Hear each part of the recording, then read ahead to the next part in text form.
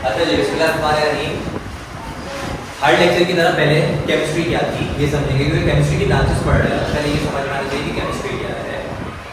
Chemistry एक branch है science की, जिसमें हम क्या मालूम करते हैं, मैटर का प्रॉपर्टीज, कॉम्पोजिशन, स्ट्रक्चर और चेंजेस। ये चार चीज़ें अगर हम मैटर की मालूम कर रहे हैं तो हम पढ़ रहे हैं केमिस्ट्री। केमिस्ट्री की फर्दर कुछ ब्रांचेस थी, बहुत सारी ब्रांचेस जो है वो आप लोगों को मैंने समझा दी। आखिरी की ये 1 2 3 4 और एक 5वीं ब्रांच है ग्रीन केमिस्ट्री। ये आज हम कंप्लीट करिए यहाँ से देखते हैं। अच्छा जी, एनवायरमेंटल केमिस्ट्री। कुछ भी समझने से पहले सबसे पहले ये बात समझनी पड़ेगी कि एनवायरमेंट किसे कहते हैं। जो हमारे दोस्ती नहीं, जो हमारे इर्द गिर्द की आबो हवा, इर्द गिर्द में मौजूद मामलात होते हैं, वो एनवायरमेंट कहलाता है।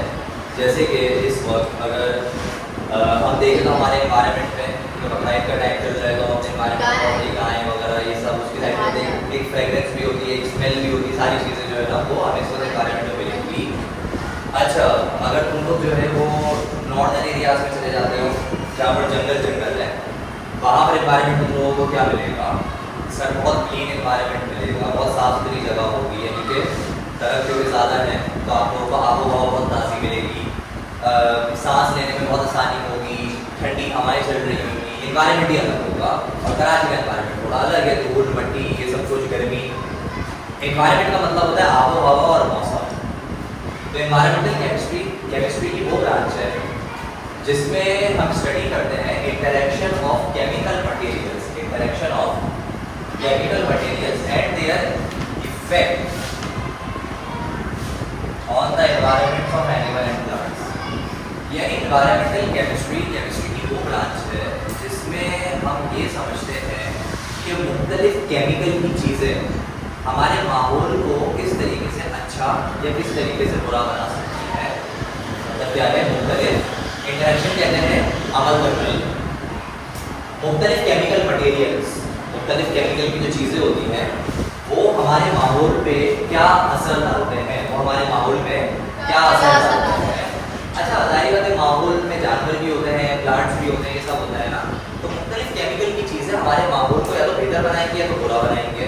अब मिसाल के तौर पर अगर मैं चिप्स खा रहा हूँ, बिस्किट खा रहा हूँ, कॉफ़ी चॉकलेट खा रहा हूँ, उसका रैपर सारा मैं रोड पे फेंक रहा हूँ, तो क्या ये एनवायरनमेंट के लिए अच्छा है, एनिमल प्लांट्स के लिए अच्छा है या बुरा है? बुरा है, सारी बात है। अगर कोई प्लांट है, मिसाल के तौर पर मैंने बहुत सारा कचरा कहीं पर फेंका है तो वो प्लांट की जड़ों में जाके अटक गया, मिट्टी में चला गया, मिट्टी को खराब कर दिया, गंदा कर दिया, तो कुछ केमिकल मटेरियल्स होते हैं जिनका नुकसान होता है एनिमल प्लांट्स पे। मुझे ये बताओ कि गाड़ियाँ चलती हैं, उसमें फ्यूल निकलता है, धुआं निकलता है, वो धुएँ से क्या एनवायरनमेंट साफ होता है या गंदा होता है? गंदा होता है।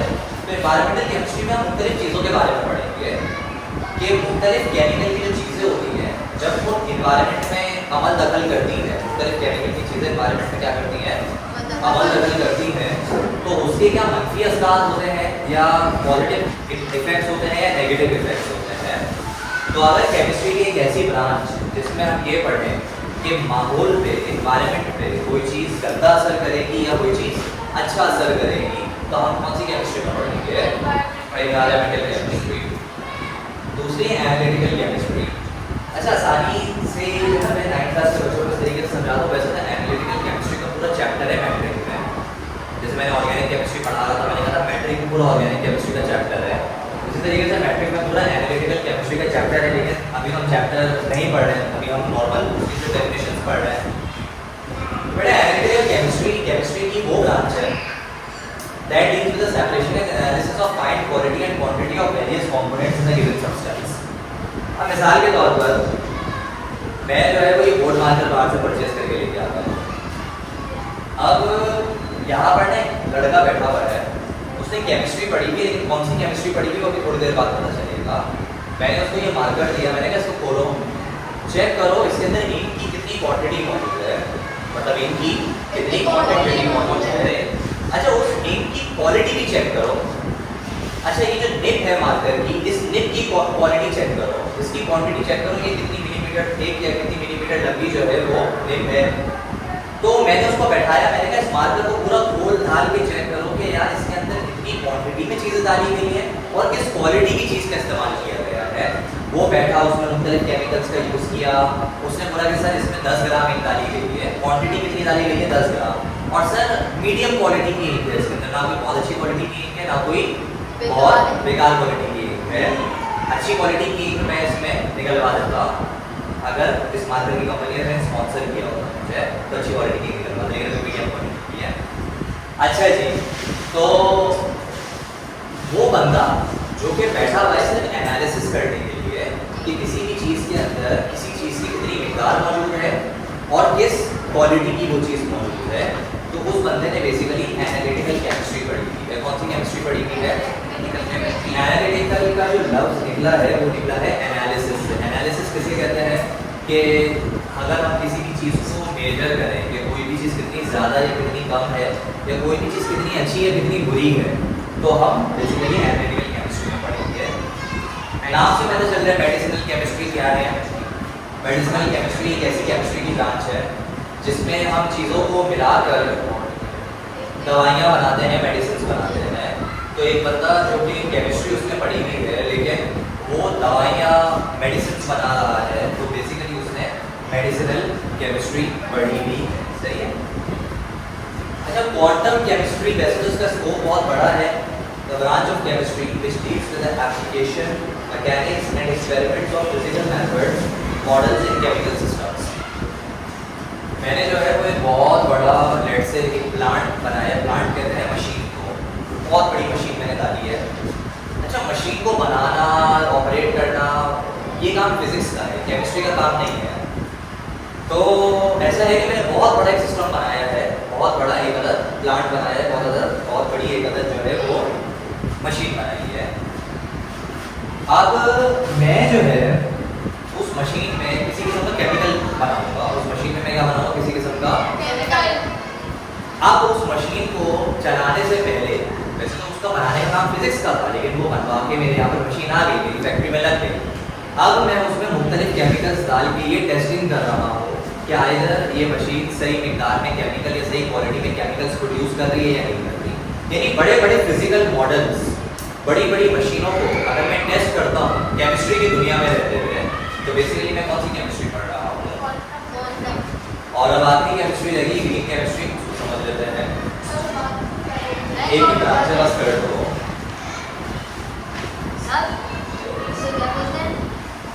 इसे अच्छा जी, green chemistry, the branch of chemistry which deals with the study of process and designing of products which are composed of less hazardous substance, that is also known as substance chemistry।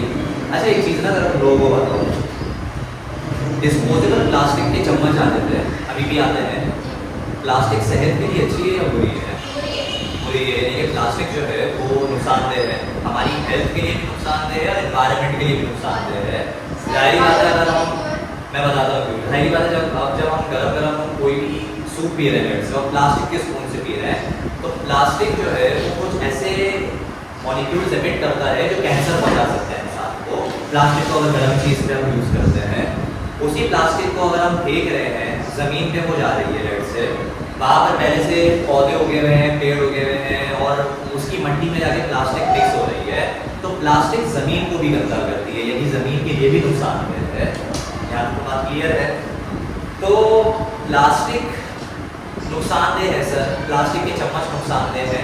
तो लोग फिर बैठे, लोगों ने सोचा, कुछ लोग बैठे, उन लोगों ने सोचा कि यार प्लास्टिक नुकसानदेह है, प्लास्टिक से अगर हम कुछ खा पी रहे हैं हमारे लिए नुकसान हो रहा है, प्लास्टिक ज़मीन को भी नुकसान पहुँचा रही है, तो ऐसा हम क्या करें कि इस प्लास्टिक को रिप्लेस कर दें और कोई ऐसी चीज़ से चम्मच बनाएं कि जो कम नुकसानदेह हो। लेस हैजर्डस का मतलब होता है कम नुकसानदेह। तो लोगों ने सोचा कि काम करते हैं ना, प्लास्टिक की जगह लकड़ी का इस्तेमाल करके चम्मच बना लेते हैं। तो प्लास्टिक के मुकाबले में लकड़ी क्या है?